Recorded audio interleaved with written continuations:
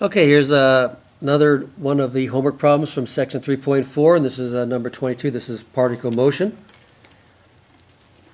And it says a particle moves along a line so that its position at any time t greater than or equal to 0 is given by the function t cubed minus 6t squared plus 8t plus 2, where s is measured in meters and t is measured in seconds. Find the instantaneous velocity. So this is my position function that they gave us. So it's very easy to find the velocity anytime. Remember, the velocity is just the derivative of the position function.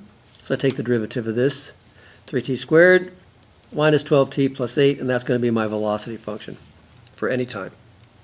Then they ask in B to find the acceleration of the particle at any time t. So that would be the acceleration as a function of t, which is just the derivative of the velocity. So take the derivative of the velocity, and we have the acceleration function. Right? That gives me the acceleration at any time t. And then when is the particle at rest? So when the particle will be at rest will be when the velocity is equal to 0. So we just set the velocity equal to 0. Okay, and when? That's going to tell us when it's at rest. And again, we'll just use our calculator because this is not factorable.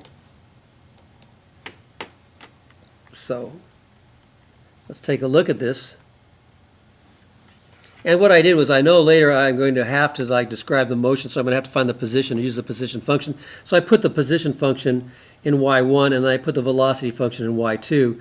But notice I've got the position function off and the velocity function on. So when I graph it, I'll just show the velocity function. So I can go to zoom 4. And there's our velocity function. And it looks like it's going to be positive, so that means I'm moving to the right. Negative, I'm moving to the left. Positive, I'm moving to the right. So I've got kind of an idea of my motion. I'm going to move to the right a little bit, stop, then move to the left a little bit, stop, and then move to the right. So that gives you kind of an indicator of what you're going to do. So let's find these zeros so we can find out where it's at rest.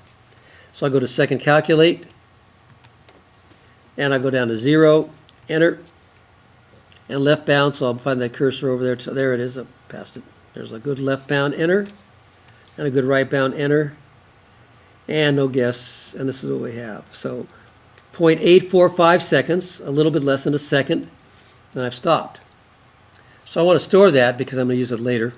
So I'll go to my home screen, second quit, or second mode, which gives me the quit. And then I'll go to store, as we did before, in problem number 20, and I'll store this in alpha A. And there it is in alpha A. Then I'll go back to my graph, and I want to find the other 0 over here, so I'll go to second calculate again, and I go down to 0, enter. And then I'll move my cursor over. And there's my left bound, and I can press enter. And then I need my right bound. That's a good one right there, enter. And 3.155, if I round off. That's my other 0. But again, I'm going to use that, so I'm going to store that, so I'm going to go back to the home screen, hit store, and I can make that alpha B. And enter just to check, and there we go.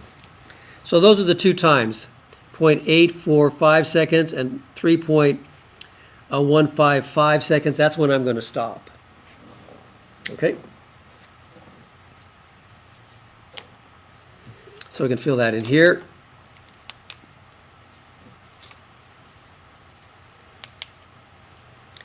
So t equals, so the velocity is 0 and t is 0.845. I'm going to round off here, but I've got it in my calculator, so I'm going to keep all those.